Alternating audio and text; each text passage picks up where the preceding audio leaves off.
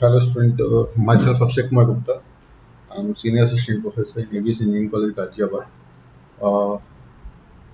Special electrical machine के video lecture की series को आगे बढ़ाते हुए ये लेक्चर मैं स्टार्ट कर रहा हूँ।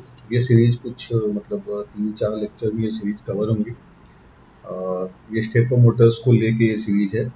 तो हम स्टेपर मोटर को देखेंगे यहाँ पे, स्टेपर मोटर के वर्किंग प्रिंसिपल को देखेंगे, स्टेपर मोटर लाइमलाइट में क्यों आया, क्या चीज़ें हैं उसके पीछे, ये सारी चीज़ें हम जानने की कोशिश करेंगे। क्लियर? ठीक है, तो स्टार्ट करते हैं हम स्टेपर मोटर से। फिलहाल हम इनके बेसिक्स के बारे में देखेंगे कि बेसिक क्या क्या चीज़ें हैं, क्या इसका कंस्ट्रक्शन होता है, क्या वर्किंग प्रिंसिपल है। इन सब चीज़ों को मैं इस लेक्चर में कवर करूँगा और बाकी उसके जो टाइप्स होंगे वो अलग अलग वीडियो लेक्चर्स में हम कवर करेंगे। फिलहाल मेन हमारा क्या है, वर्किंग प्रिंसिपल, कंस्ट्रक्शन और उसके पीछे यानी स्टेपर मोटर के पीछे के लॉजिक्स जो हैं वो क्या क्या चीज़ें हैं उनको जानना। क्लियर? अगर मैं बात करूं इस समय करंट सिनेरियो में, तो करंट सिनेरियो में आजकल अगर फ्रैक्शनल किलोवाट मशीन की बात करूं, पोजीशन कंट्रोल सिस्टम की बात करूं, तो वहाँ पे ये स्टेपर मोटर्स यूज किए जाते हैं। क्लियर? तो जो स्टेपर मोटर्स या फिर और भी जितने भी इलेक्ट्रॉनिक कंट्रोलर बेस्ड मोटर्स होते हैं वो एक यूनिट की तरह बिहेव करते हैं। यानी आप ये कह सकते हो कि AC machines and plus electronic controllers,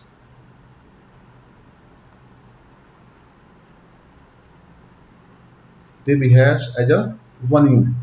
इसको हम एक यूनिट की तरह देखते हैं।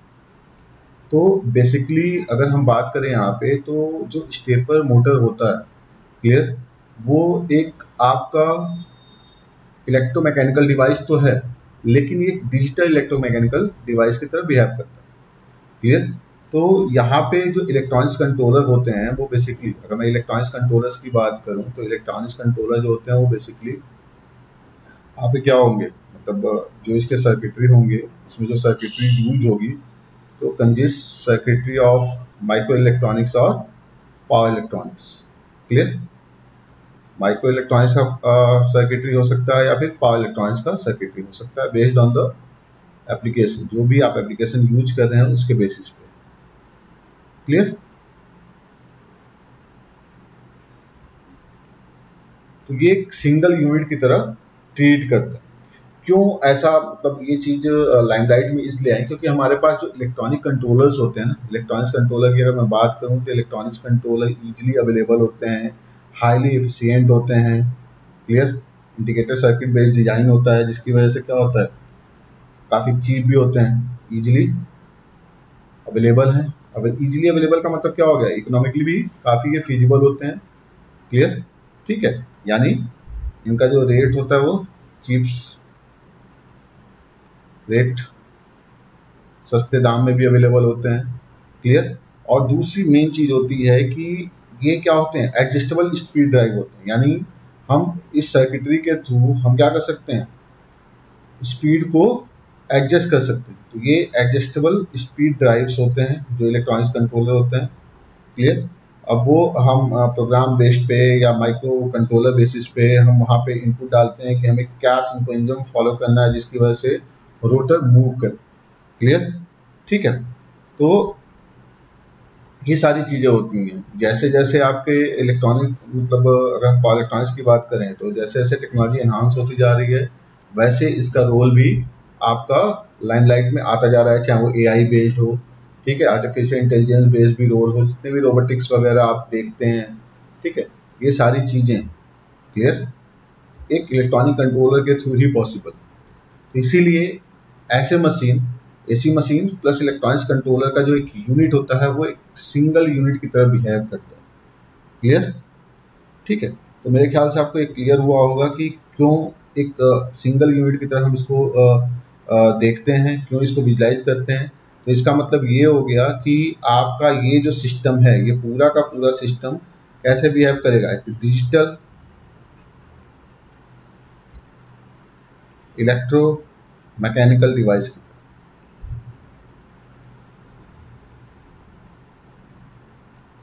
क्लियर? डिजिटल इलेक्ट्रोमैकेनिकल डिवाइस का मतलब क्या हो गया कि कोई भी डिजिटल इंफॉर्मेशन को पहले क्या करेगा, ये ट्रांसलेट करेगा या कन्वर्ट करेगा इलेक्ट्रिक पल्सेस में, फिर उसके बाद आपका रोटर में पोजिशनिंग या मूवमेंट होगा। क्लियर? ठीक है, तो मेरे ख्याल से ये चीज़ आपको क्लियर हुई होगी क्यों हम इसको डिजिटल इलेक्ट्रोमैकेनिकल डिवाइस कहते हैं। आगे हम देखेंगे, इसको और इलेबरेट करेंगे तो और अच्छे से आपको समझ में आएगा। ठीक है, अगर मैं बात करूँ यहाँ पे कि कैसे रोटर पोजीशन चेंज होता है थ्रू द इलेक्ट्रॉनिक्स कंट्रोलर, तो इसमें क्या होता है कि हम इलेक्ट्रॉनिक्स कंट्रोलर के थ्रू हम इनपुट इस तरह से प्रोवाइड करते हैं। क्लियर? हम इलेक्ट्रॉनिक्स कंट्रोलर के थ्रू इनपुट स्टेटर फेज पे इस तरह प्रोवाइड करते हैं, provides input to stator phases। Stator phases पे हम कुछ इस तरह से इनपुट प्रोवाइड करते हैं थ्रू कंट्रोलर, जो आप कंट्रोलर इलेक्ट्रॉनिक्स कंट्रोलर यूज कर रहे हैं उसके थ्रू आप इनपुट इस तरह से प्रोवाइड करेंगे कि क्या हो जाए, आपके रोटर पोजीशन के साथ वो क्या हो जाए, एक्साइटेशन सिंक्रोनाइज हो जाए, यानी जो भी एयर गैप फील्ड सेटअप होगा उसके अकॉर्डिंग ही आपका रोटर मूव करे। क्लियर? ठीक है, तो का मतलब क्या हो जाए, provide input to stator phase through electronics controller in such a way that stator in such a way that stator phases are synchronized with rotor position। Clear? Rotor position के साथ सिंक्रोनाइज हो जाए। आपने कंट्रोल सिस्टम में पढ़ाई होगा कि आपके जो सिस्टम होते हैं या तो ओपन लूप सिस्टम होता है या क्लोज लूप सिस्टम होता है। क्लियर? तो क्लोज लूप सिस्टम में क्या होता है, आपको एक फीडबैक लूप की रिक्वायरमेंट होती है, फीडबैक सेंसर की रिक्वायरमेंट होती है और उसके बेसिस पे आप शाफ्ट के पोजीशन को मॉनिटर करते हैं। क्लियर? तो जो शाफ्ट का पोजीशन होता है वो मॉनिटर किसके थ्रू होता है, पोजीशन सेंसर के थ्रू होता है। क्लियर? क्लोज लूप सिस्टम में फीडबैक लूप होते हैं, ओपन लूप सिस्टम में कोई फीडबैक लूप नहीं होता है। वहाँ पे तो सिंपल, कोई आपको सेंसर की भी जरूरत नहीं है, वहाँ पे बिना सेंसर के ही आप जितना इनपुट पल्स देंगे उतना डायरेक्शन में रोटेशन हो जाएगा। Clear? There is no need of any position sensor. Clear? लेकिन अगर वही क्लोज लूप सिस्टम है तो वहाँ पोजीशन सेंसर की जरूरत पड़ती है। अगर मैं बात करूँ स्टेपर मोटर की, अब मैं सीधे स्टेपर मोटर पे आ रहा हूँ। ये किसी मशीन के लिए था कि किसी मशीन के लिए जो फ्रैक्शन के लिए, चाहे एसी सर्वो मोटर हो गया आपका, चाहे स्टेपर मोटर है, वो एक इलेक्ट्रॉनिक कंट्रोलर के थ्रू अटैच होते हैं, एक पूरा सर्किट मॉडल होता है। क्लियर? ठीक है, तो अब हम बात करते हैं यहाँ पे स्टेपर मोटर की।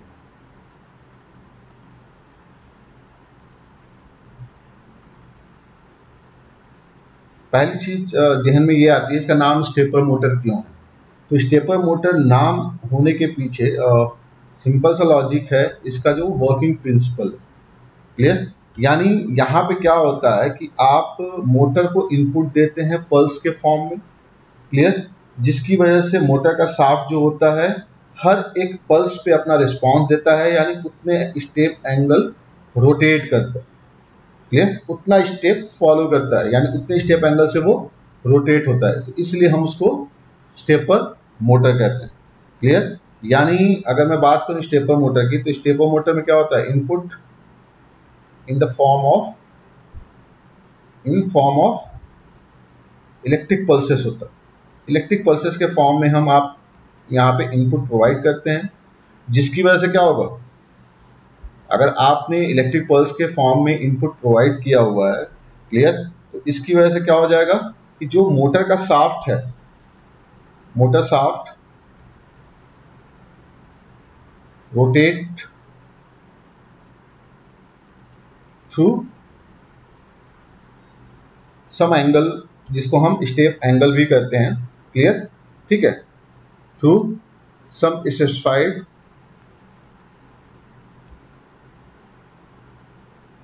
Angle. Clear? Which is also called as step angle. ये जो सम स्पेसिफाइड एंगल है इसी को हम बोलते हैं called as step angle. Clear? और ये सम स्पेसिफाइड एंगल कैसे घूम रहा है, किसके रिस्पॉन्स, किसका इनपुट है, इलेक्ट्रिक पल्स के फॉर्म में इनपुट मिल रहा है, उसी का ये रिस्पॉन्स है कि वो कुछ एंगल से वो रोटेट कर जा रहा है। क्लियर? ठीक है, तो इसका मतलब ये हो गया कि ये जो रोटेशन मिल रहा है फॉर ईच इनपुट पल्सेस मिल रहा है, फॉर ईच इनपुट पल्सेस। हर एक पल्स पे कुछ स्पेसिफाइड एंगल के साथ मोटर का शाफ्ट रोटेट करेगा, उसी को हम स्टेप एंगल बोलते हैं। और चूंकि एक स्टेप फॉलो हो रहा है तो इसीलिए इस मोटर को हम कहते हैं स्टेपर मोटर, क्योंकि हमें जो एक्साइटेशन मिल रहा है, जो इनपुट मिल रहा है, वो इलेक्ट्रिक पल्स के फॉर्म में मिल रहा है। क्लियर? ठीक है, तो इसीलिए इसका जो नाम है स्टेपर मोटर, इसके वर्किंग प्रिंसिपल पे ही बेस्ड है। क्लियर? स्टेपर मोटर जो नाम है, name is based on its working principle।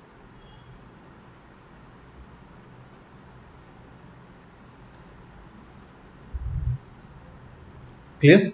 ठीक है, तो ये होता है आपका स्टेपर मोटर। क्लियर? ठीक है, स्टेपर मोटर कितने तरह के होते हैं ये डिस्कशन की बात ही है। क्लियर? क्योंकि वेरियस डिजाइन एंड कॉन्फ़िगरेशन होते हैं इसमें। बेसिकली ये रोटर के कंस्ट्रक्शन पे डिपेंड करता है, वो सारी चीज़ें हम धीरे धीरे आगे पढ़ेंगे। फिलहाल स्टेपर मोटर की जो जो चीज़ें हैं वो हम जानने की कोशिश करेंगे यहाँ पे कि जो एंगुलर डिस्प्लेसमेंट हो रहा है, या जो एंगुलर स्टेप या स्टेप एंगल फॉलो हो रहा है, वो मिनिमम या मैक्सिमम कितना जाएगा। तो जो स्टेप एंगल है, स्टेप एंगल का जो रेंज होता है, वो रेंज 0.72 डिग्री से लेके 90 डिग्री के बीच तक होता है।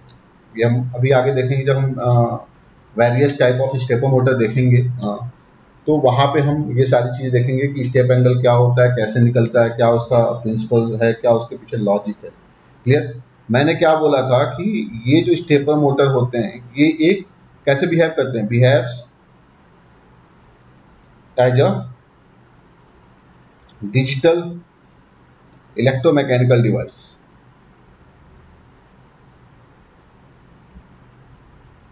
डिजिटल इलेक्ट्रोमैकेनिकल डिवाइस की तरह क्यों बिहेव करते हैं?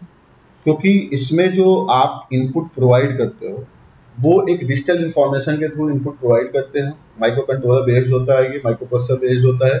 यानी उस डिजिटल इंफॉर्मेशन को क्या करेगा, सबसे पहले जो आप digital information as a input देंगे, क्लियर, वो डिजिटल इंफॉर्मेशन का कन्वर्जन किस में होगा, वो कन्वर्ट होगा आपका इलेक्ट्रिक पल्सेस में।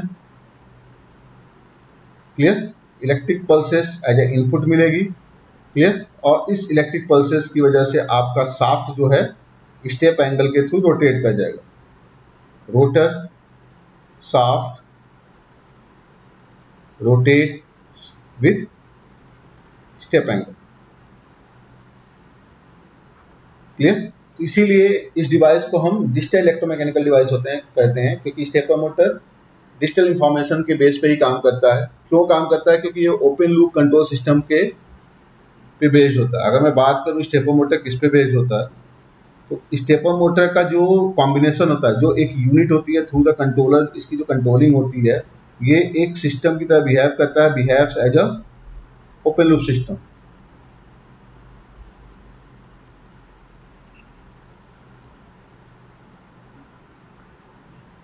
Open loop system.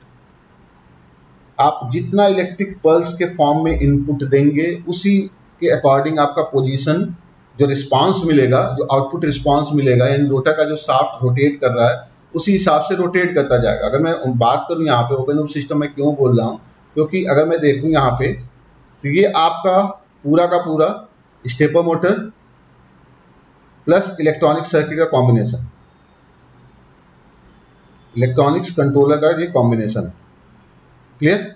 आप क्या करते हैं, इनपुट पल्स के फॉर्म में आपने एनर्जी दी स्टेटर के फेज पे, मतलब स्टेपर मोटर के स्टेटर वाइंडिंग पे आपने इनपुट पल्स के फॉर्म में इनपुट दिया, और आपको जो आउटपुट मिला है वो पोजीशन के फॉर्म में, यानी रोटर पोजीशन के फॉर्म में मिला है।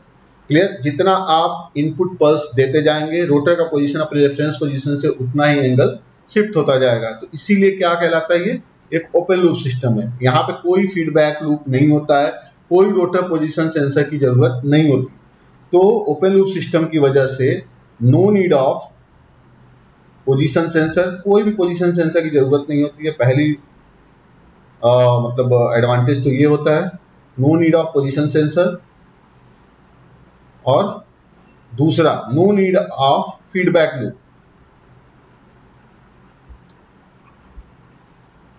कोई फीडबैक लूप की भी जरूरत नहीं होती है। फीडबैक लूप का मतलब क्या हो गया, ये क्लोज लूप सिस्टम नहीं होता है, क्योंकि ओपन लूप सिस्टम है, जितना इनपुट देंगे उतना ही आपको रिस्पॉन्स मिलेगा। क्लियर। इन दोनों चीजें ना होने की वजह से फीडबैक लूप का मतलब क्या हो गया, यहाँ पे भी एक कंट्रोलर का इन्वॉल्वमेंट हो जाएगा, फीडबैक कंट्रोलर का, जिसकी वजह से आपको क्या होगा, सिस्टम का कॉस्ट बेवजह इंक्रीज ही करेगा। तो इन दोनों चीजों की वजह से क्या हो जाता है, कॉस्ट मिनिमाइज हो जाता है।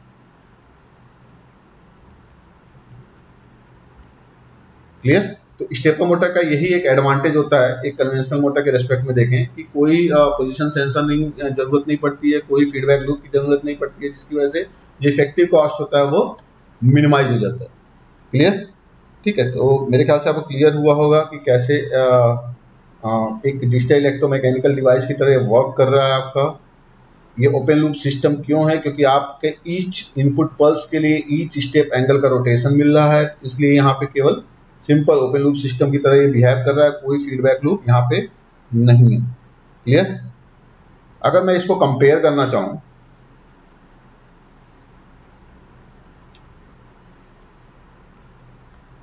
कंपेरिजन विद कन्वेंशनल मशीन या conventional motor,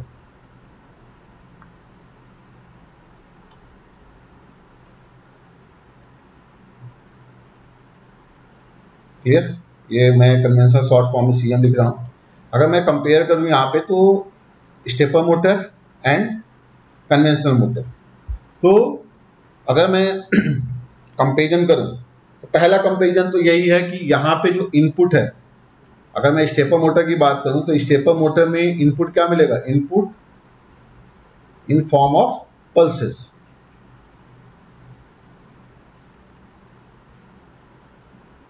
clear.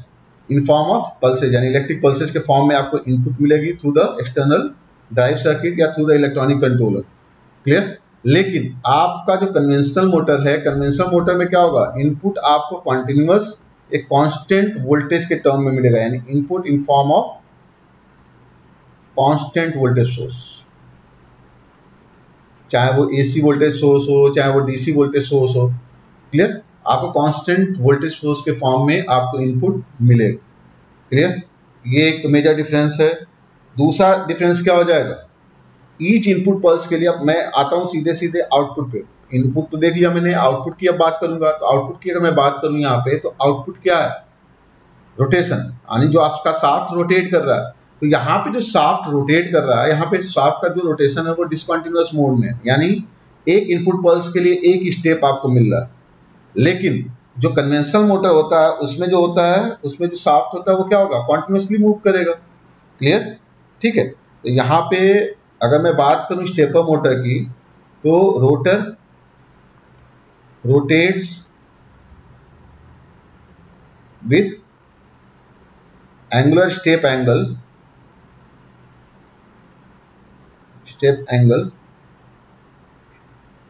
For each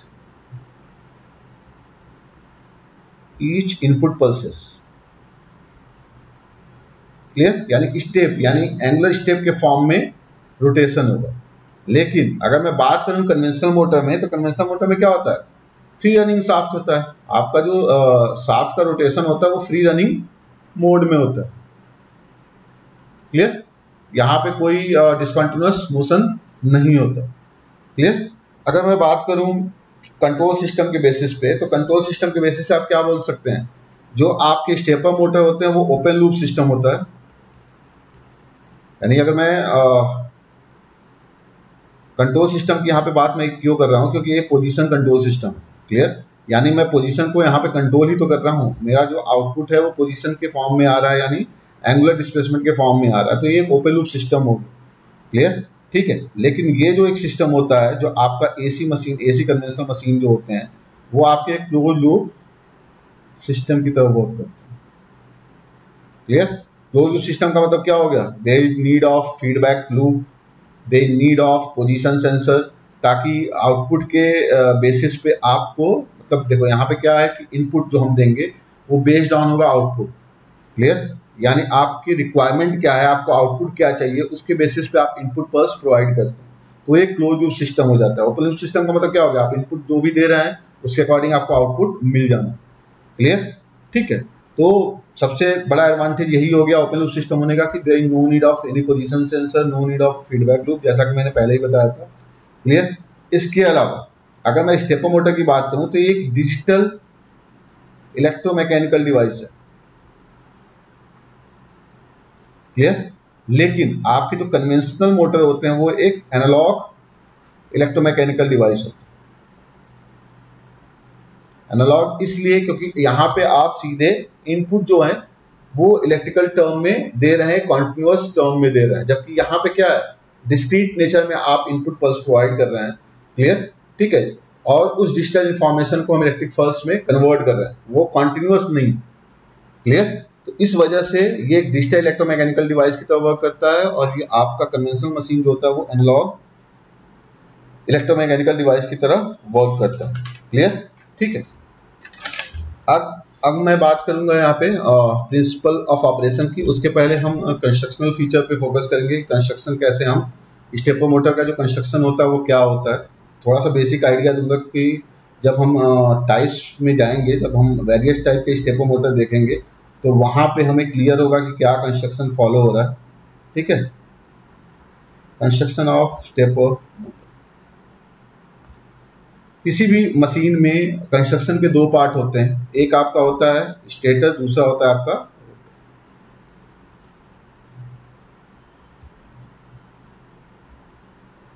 होता है स्टेटर, दूसरा होता है आपका। अगर मैं बात करूं यहाँ पे स्टेपर मोटर कंस्ट्रक्शन में, तो जो रोटर होता है, क्लियर, ये चीज ध्यान रखिएगा, rotor is always salient pole type, stator is always salient pole type. Clear? हमेशा सैलिएंट पोल टाइप स्ट्रक्चर होगा स्टेटर का। क्लियर? तो ऑब्वियस सी बात है, जब सैलिएंट पोल टाइप स्ट्रक्चर है तो देयर इज कंसंट्रेटेड वाइंडिंग। जो आपकी वाइंडिंग होगी वो क्या होगी, कंसंट्रेटेड वाइंडिंग होगी। क्लियर? ठीक है। और ये कंसंट्रेटेड वाइंडिंग ऐसे कनेक्टेड होती है कि आपका जो स्टेपर मोटर है, क्लियर, उसका जो स्टेटर साइड है वो 2 फेज की तरह या 3 फेज की तरह या 4 फेज की तरह बिहेव करता है। तो ये कंसंट्रेटेड वाइंडिंग इस तरह से वाउंड होती है। This winding wound in such a appropriate manner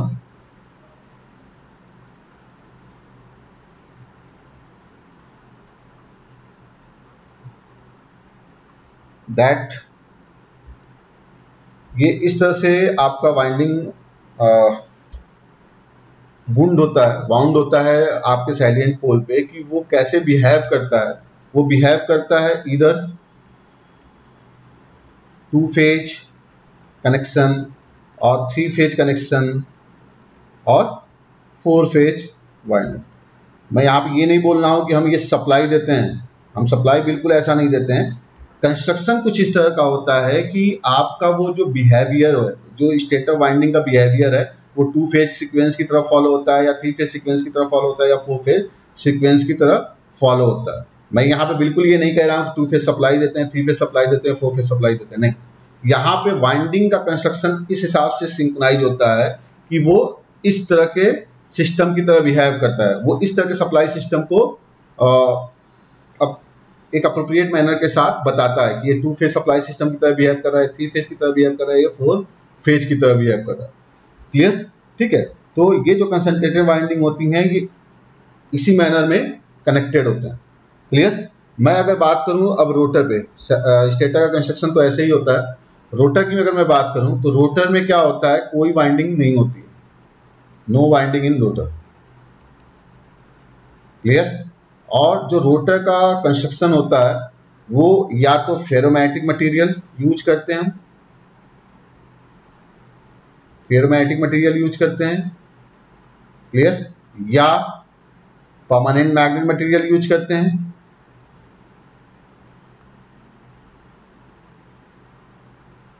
या इन दोनों का कॉम्बिनेशन होता है। क्लियर? ठीक है। both material is used। ठीक है, या तो ferromagnetic material, pure ferromagnetic material हो, या परमानेंट मैग्नेटिक मटेरियल हो, या दोनों मटेरियल को यूज करके हम रोटर की डिजाइनिंग करें। वो आगे हम देखेंगे कि कैसे हम स्टेपर मोटर को क्लासिफाई करते हैं जो रोटर की डिजाइनिंग के बेसिस पे होता है। तो वो नेक्स्ट वीडियो लेक्चर में हम अलग अलग कंस्ट्रक्शन को, अलग अलग मोटर को जब हम पढ़ेंगे तो वहां पे इजीली आपको क्लैरिफाई हो जाएगा कि कैसे आपका स्टेपर मोटर क्लासिफाई हो रहा है based on the rotor construction. Clear? ठीक है, यहाँ पे बस मैंने बेसिक आइडिया दे दिया है कि स्टेटर और रोटर का कंस्ट्रक्शन क्या होता है, कहाँ वाइंडिंग यूज होती है, कहाँ वाइंडिंग यूज नहीं होती है। क्लियर? नेक्स्ट हम आते हैं प्रिंसिपल ऑफ ऑपरेशन पे।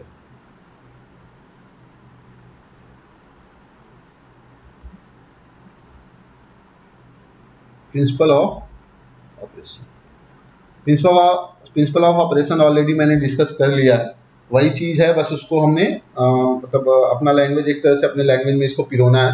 तो सिंपल है, इसका प्रिंसिपल ऑफ ऑपरेशन का जो बेस है वो यही है कि इलेक्ट्रिक पल्स के फॉर्म में इनपुट देना, जिसकी वजह से आपका रोटर एक स्पेसिफाइड एंगल के साथ रोटेट होता है। क्लियर? अब इसके बीच में चीजें क्या होंगी, आपका एयर गैप फील्ड क्रिएट होगा, उस एयर गैप फील्ड को ही आपका रोटर फॉलो करेगा। तो अगर मैं यहाँ पे बात करूं तो जो स्टेपर मोटर होते हैं, क्लियर, आपका जो स्टेपर मोटर है वो क्या है, इलेक्ट्रॉनिक कंट्रोलर के थ्रू फेड है। क्लियर? तो stepper motor fed to a external drive circuit. जैसे मैंने बताया था कि इलेक्ट्रॉनिक्स कंट्रोलर और एसी मोटर का जो कॉम्बिनेशन होता है वो पूरा पूरा एक यूनिट की तरह बिहेव करता है। तो stepper motor fed to an external drive circuit, एक एक्सटर्नल ड्राइव सर्किट के थ्रू वो फेडेड है। क्लियर? अब ये एक्सटर्नल ड्राइव सर्किट का काम क्या होगा, अगर मैं बात करूं यहाँ पे एक्सटर्नल ड्राइव सर्किट का काम क्या होगा, this external drive circuit gives the voltage in the form of electric pulsed to the stator winding. जो वर्किंग प्रिंसिपल आपने कन्वेंशनल मशीन के लिए पढ़ा है, सेम लॉजिक यहाँ भी है, लेकिन आपको यहाँ पे ध्यान रखना है कि इलेक्ट्रिक पल्स के फॉर्म में इनपुट देना है। तो यहाँ पे क्या हो जाएगा कि अगर मैं फंक्शन की बात करूं, फंक्शन ऑफ ड्राइव सर्किट, तो फंक्शन ऑफ ड्राइव सर्किट क्या होगा, ड्राइव सर्किट का फंक्शन क्या होगा, it gives the voltage to the stator winding in the form of electric pulses. Drive circuit का यही काम होगा कि इलेक्ट्रिक पल्स के फॉर्म में इनपुट वोल्टेज वो क्या करे, स्टेटर को दे। आपने क्या किया, इनपुट इलेक्ट्रिक, देखो ये वर्किंग प्रिंसिपल में बता रहा हूं, input electric pulses in the form of voltage to the stator, ये हमने दिया। क्लियर? इसकी वजह से क्या हो जाएगा, इसकी वजह से स्टेटर वाइंडिंग में एक करंट सेटअप हो जाएगा। क्लियर? अगर मैंने इलेक्ट्रिक पल्स के फॉर्म में स्टेटर वाइंडिंग पे सप्लाई दिया है, जिसकी वजह से क्या हो जाएगा, there is a current deliver in the stator winding. Clear? और setup a current in a stator winding. तो ये क्या करेगा, it's deliver appropriate current in the stator winding। अब स्टेटर वाइंडिंग में करंट फ्लो हुआ तो इसकी वजह से क्या हो जाएगा, करंट फ्लो होगा, नंबर ऑफ टर्न्स होते हैं, नंबर ऑफ टर्न्स की वजह से आपका एमएमएफ प्रोड्यूस हो जाएगा। एमएमएफ प्रोड्यूस होने की वजह से क्या हो जाएगा, एक आपका एयर गैप फ्लक्स सेटअप हो जाएगा। ये सारी चीजें आप पढ़ के आए हुए हैं। क्लियर? करंट अगर फ्लो होता है तो करंट की वजह से एमएमएफ मिलता है आपको। क्लियर? तो स्टेटर एमएफ की वजह से आपको क्या मिलेगा, एक फ्लक्स मिलेगा, और वो फ्लक्स क्या होगा, एयर गैप में सेटअप हो जाता है। क्लियर? ठीक है? तो ये करंट क्या करेगा, this current sets up a air gap magnetic flux। Clear? ये करंट क्या करेगा, सेटअप करेगा air gap magnetic flux. Clear? ठीक है। तो जो एयर गैप फील्ड सेटअप होगा, जो भी air gap magnetic flux field setup हो रहा है, अब चूंकि रोटर में कोई, देखो मेरी बात ध्यान सुनना यहाँ पे, कि रोटर में कोई वाइंडिंग नहीं है, तो क्या करते हैं ना सब जो बच्चे पहले के पढ़े होते हैं कि हाँ रोटर कंडक्टर पे कटिंग एक्शन परफॉर्म होती है, उसकी वजह से आपका रोटर रोटेट करने लगता है। लेकिन यहाँ पे रोटर पे कोई वाइंडिंग नहीं है, तो आपको हर जगह वर्किंग प्रिंसिपल आपको सेम नहीं लिखना, ये चीज ध्यान रहना आपको। यहाँ पे क्या है, इलेक्ट्रिक वोल्टेज जो इलेक्ट्रिक पल्स के फॉर्म में स्टेटर वाइंडिंग पे वोल्टेज दिया, जिसकी वजह से करंट फ्लो हुआ, करंट की वजह से एमएमएफ होगा, एमएफ की वजह से एक air gap field flux setup होगा आपका। और रोटर जो है, जो ये air gap field flux setup हो रहा है, तो जो रोटर है, रोटर आप इस तरह के मटेरियल का यूज कर रहे हैं, rotor follows this air gap field. जो भी एयर गैप फील्ड सेटअप हो रहा है वो जिस डायरेक्शन में रोटेट कर रहा है, उसी डायरेक्शन में आपका रोटर का पोजीशन भी मूव करने लगता है। जैसे आप इंडक्शन मशीन में पढ़े हुए हैं कि आपका जो रोटर का रोटेशन होता है वो किस डायरेक्शन में रोटेट करता है, जिस डायरेक्शन में आपका एयर गैप फ्लक्स रोटेट करता है उसी डायरेक्शन में वो भी रोटेट करता है। जो मैग्नेटिक फ्लक्स लिंकेज की एक्सिस होती है, मैक्सिमम फ्लक्स लिंकेज की एक्सिस होती है, उसी डायरेक्शन में वो बार बार रोटेट करता रहता है, जैसे जैसे आप इनपुट प्रोवाइड किए होते हैं, जो 3 फेज इंडक्शन मोटर में आपने पढ़ा होगा। क्लियर? तो वही चीज यहाँ भी है। आपने देखा कि आपने इलेक्ट्रिक पल्स के फॉर्म में वोल्टेज दिया, जिसकी वजह से करंट डेवलप हुआ, करंट की वजह से एक एयर गैप फ्लक्स या air gap magnetic flux field setup हुआ। क्लियर? जिसकी वजह से क्या हो रहा है, रोटर में कोई वाइंडिंग नहीं है, यानी रोटर अब उस एयर गैप फील्ड को फॉलो करेगा। उस एयर गैप फील्ड को फॉलो करने का मतलब क्या हो गया कि इट डेवलप्स अ, देखो टॉर्क्स दो तरह के होते हैं, रिलक्टेंस टॉर्क भी होता है और परमानेंट मैग्नेट टॉर्क भी होता है। डेवलप्स रिलक्टेंस, आइदर रिलक्टेंस, वो डिपेंड करता है कि आपने कौन सा मटेरियल यूज किया है, आइदर रिलक्टेंस और permanent magnet torque. Clear? Rotor आपने कौन से मटेरियल का यूज किया है, फेरोमैग्नेटिक मटेरियल यूज किया है या परमानेंट मैग्नेट रोटर यूज किया हुआ है, उसके बेसिस पे आपका ये टॉर्क डेवलप होता है। Clear? Develop either reluctance torque और परमानेंट मैग्नेट टॉर्क। मोटा मोटी बात यहाँ पे ये है कि कहने का मतलब ये हो गया कि आपका जो रोटर है, ठीक है, अगर मैं वर्किंग प्रिंसिपल के सार पे जाऊं, एक पॉइंट जो मेन पॉइंट है, जो ऑलरेडी मैं पहले भी बता चुका हूं, वो यही पॉइंट है कि रोटर मूव्स थ्रू, रोटर क्या करता है, मूव करता है through one step for every input pulses.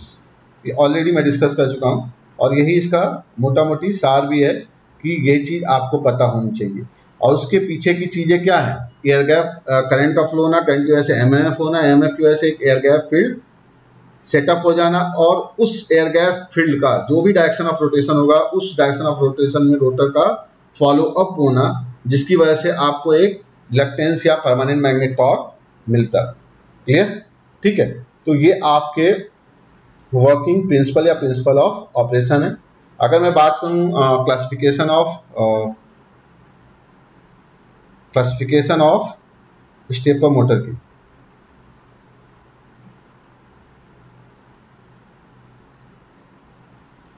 तो जो स्टेपर मोटर का क्लासिफिकेशन है यानी टाइप्स, वो किस पे बेस्ड है, it's based on rotor design and configuration. जो भी रोटर की डिजाइनिंग है यानी रोटर का कंस्ट्रक्शन है, उस पे बेस्ड है ये क्लासिफिकेशन। क्योंकि आपको ही पता है कि जो स्टेटर का कंस्ट्रक्शन है वो तो सैलिएंट पोल टाइप ही होना है। क्लियर? तो ऐसे में जो क्लासिफिकेशन है वो 3 टाइप का होता है आपका स्टेपर मोटर। एक होता है आपका वेरिएबल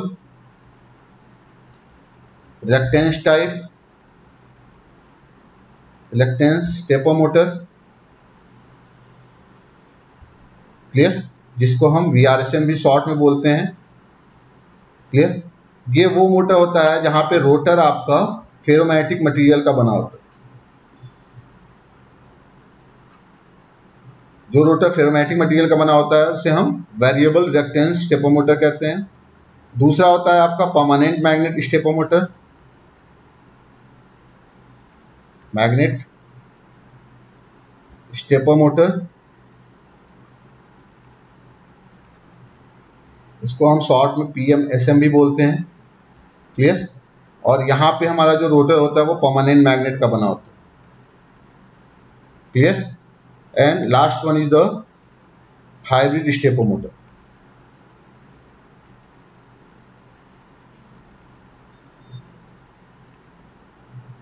जो हाइब्रिड स्टेपोमीटर होता है इसको हम HSM भी बोलते हैं शॉर्ट में। इसमें जो रोटर होता है वो दोनों मटेरियल का कॉम्बिनेशन होता है, क्लियर। यानी यहाँ पे फेरोमैग्नेटिक मटेरियल भी होगा एंड परमानेंट मैग्नेट भी होगा, क्लियर। तो ये क्लासिफिकेशन है और नेक्स्ट लेक्चर में हम वेरिएबल रिएक्टेंस को स्टार्ट करेंगे और उससे हम जानेंगे कि कैसे कंस्ट्रक्शन होता है और कैसे हमारा मशीन वर्क करती है, clear. Thank you very much.